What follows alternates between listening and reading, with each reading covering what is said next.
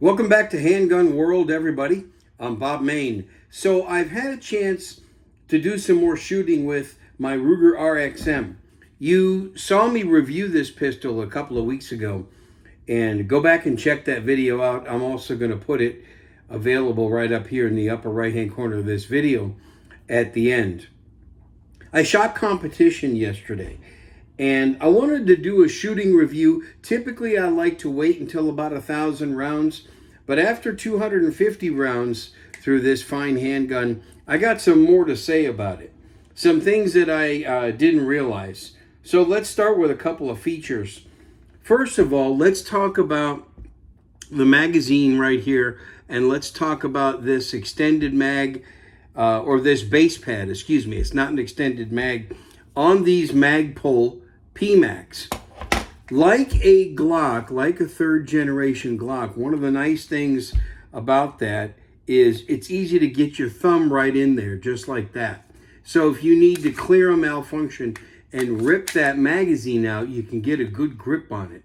That's something that, you know, in a combat situation, if you have a type 2 malfunction, that's going to be very important. When you got a double feed and just your standard tap and rack does not clear it, you may have to get in there and you may have to lock that slide back, and you may have to rip this magazine out to get all the junk that's in your chamber, a couple of jammed rounds. Very important. And so a lot of pistols don't give you that gap right there in the back to get your thumb in. Another really good feature, see if I can get this on camera, is this ramp right here inside the magwell.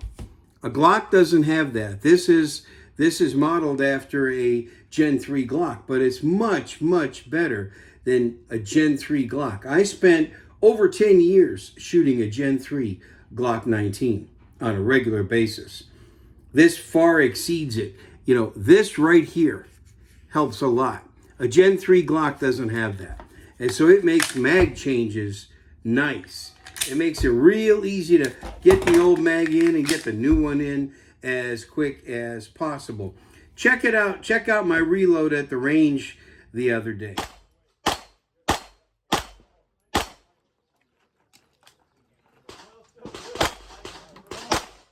That's how easy it is to reload.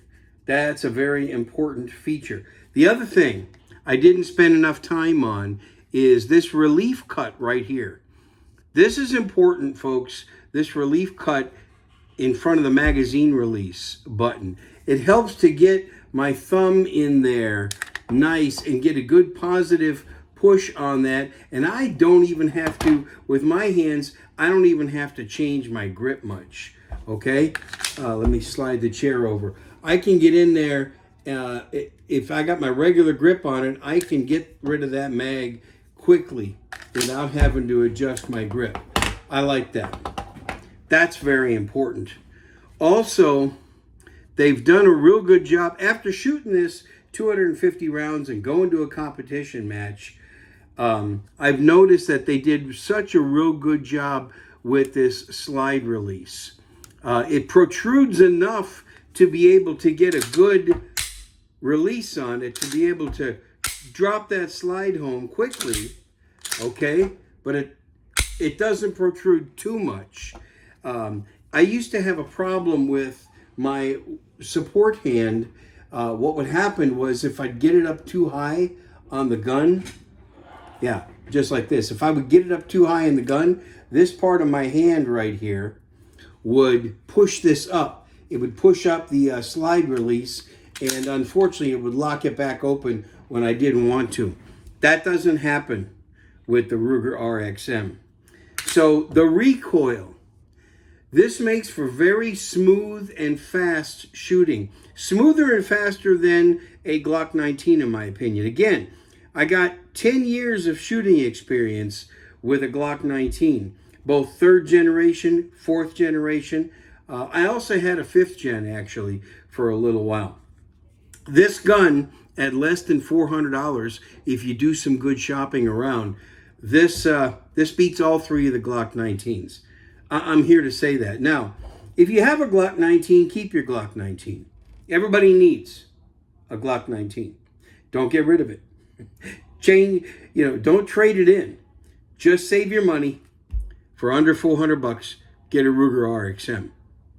All right? Now, it's very smooth shooting. Very smooth shooting.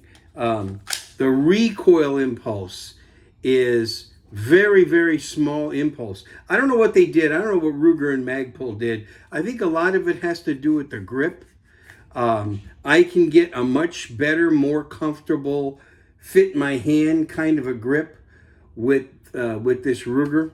And I also have a little bit more space for right here. I have more space right here. This is a very important part, by the way, folks, in shooting. You got to be able to get the heel of your support hand right in there, okay? And that's very important.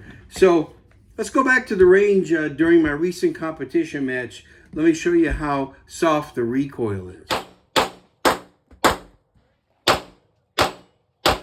Okay, getting back to a couple other features. I just got done talking about how you can get your thumb in here like this and rip the magazine out. If you want to rip it out from the sides, it's a lot easier as well because you've got these base pads on here by Magpul to make it easier to do that.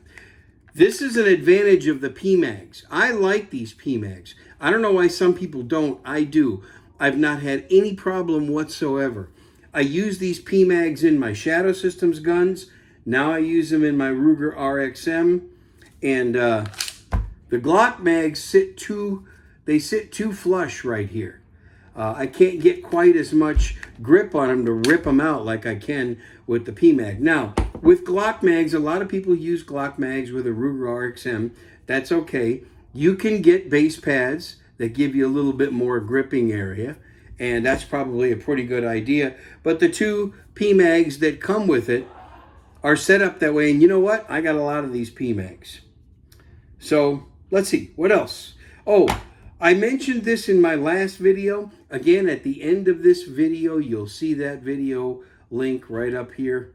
You'll see a box up there for that. But I mentioned the thumb rest pad. It's on both sides of the gun, right here, and also on this side.